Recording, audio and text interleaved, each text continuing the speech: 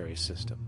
While the market system deals with the interaction of people gaming for profit across the spectrum of labor, production, and distribution, the monetary system is an underlying set of policies set by financial institutions which create conditions for the market system, among other things. It includes terms we often hear, such as interest rates, loans, debt, the money supply, inflation, etc. And while you might want to pull your hair out listening to the gibberish coming from the monetary economists, modest preemptive actions can obviate the need of more drastic actions at a later date. The nature and effect of this system is actually quite simple. Our economy has, or the global economy has, three basic things that govern it. One is fractional reserve banking, but banks printing money out of nothing. It's also based upon compound interest. When you borrow money, you have to pay back more than you borrowed, which means that you, in effect, create money out of thin air, again, which has to be serviced by creating still more money. We live in an infinite growth paradigm. The economic paradigm we live in now is a Ponzi scheme. It's nothing grows forever. It's not possible. As a great psychologist James Hillman wrote, the only thing that grows in a human body after a certain age is cancer. It's not just the amount of money that has to keep growing, it's the amount of consumers. Consumers to borrow money at interest to generate more money, and obviously that's not possible on a finite planet.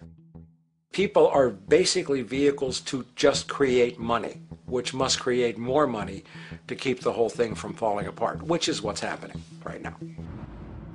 There are really only two things anyone needs to know about the monetary system. 1. All money is created out of debt. Money is monetized debt, whether it materialized from treasury bonds, home loan contracts, or credit cards. In other words, if all outstanding debt was to be repaid right now, there would not be $1 in circulation. And 2, interest is charged on virtually all loans made, and the money needed to pay back this interest does not exist in the money supply outright. Only the principal is created by the loans, and the principal is the money supply. So, if all this debt was to be repaid right now, not only would there not be $1 left in circulation, there would also be a gigantic amount of money owed that is literally impossible to pay back, for it does not exist. The consequence of all of this is that two things are inevitable: inflation and bankruptcy. As far as inflation, this can be seen as an historical trend in virtually every country today, and easily tied to its cause, which is the perpetual increase of the money supply, which is required to cover the interest charges and keep the system going. As far as bankruptcy, it comes in the form of debt collapse. This collapse will inevitably occur with a person, a business, or a country, and typically happens when the interest payments are no longer possible to make. But there is a bright side to all of this. Well, at least in terms of the market system, because debt creates pressure. Debt creates wage slaves. A person in debt is much more likely to take a low wage than a person who isn't, hence becoming a cheap commodity. So it's great for the corporations to have a pool of people that have no financial mobility. But hey, that same train of thought also goes for entire countries. The World Bank and the International Monetary Fund, which mostly serve as proxies for transnational corporate interests, give gigantic loans to troubled countries at very high interest rates, and then, once the countries are deeply in the hole and can't pay, austerity measures are applied, the corporations swoop in, set up sweatshops, and take their natural resources. Now that's market efficiency. But wait, there's more.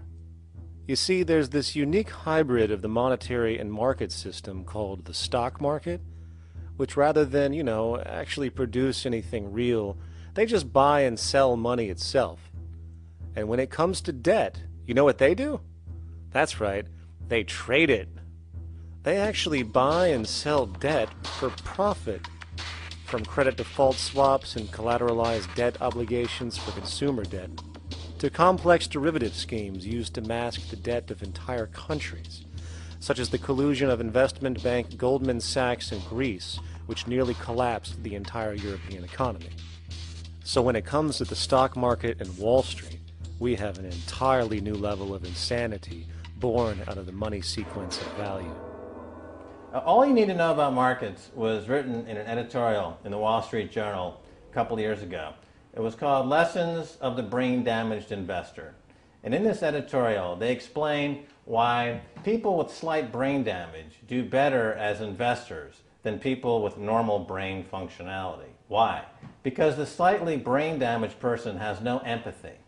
And that's the key. If you don't have any empathy, you do well as an investor. And so Wall Street breeds people who have no empathy to go in there and to make decisions and make trades that they have no compunction about and no thought whatsoever as to what they're doing might affect their fellow human being. So they breed these robots, these people who have no souls. And since they don't even want to pay these people anymore, they're now breeding robots, real algorithmic traders. Goldman Sachs in the high-frequency trading scandal. They put a computer next to the exchange, the New York Stock Exchange. This computer, this co-located computer as they call it, it front runs all the trades on the exchange, and it hits the exchange with volumes of orders in ways that scalp pennies and nickels away from the exchange. It's like they're siphoning money all day long. They went one quarter last year, 30 or 60 straight days without a single down day and made millions of dollars every single day. Is that because, well, that's statistically impossible. When I worked on Wall Street, the way it works is everyone kicks upstairs the bribes. The brokers bribe to the office manager bribes to the regional sales manager bribes to the national sales manager. It's a common understanding. At Christmas, who gets the biggest bonus at Christmas in an average brokerage office? The compliance officer. The compliance officer sits there all day long. He's supposed to be making sure you don't violate any of the margin rules and you're complying with the law. Of course, yeah, to the extent that you can bribe the compliance officer, yeah, that's right, you are complying with the law. So how does fraud has become the system? It's no longer a byproduct. It is the system. You know, it's like that old Woody Allen joke. He says, "Doctor, my brother thinks he's a chicken." And the doctor says, "Take a pill, and that should cure the problem." And he says, "No, doctor, you don't understand. We need the eggs."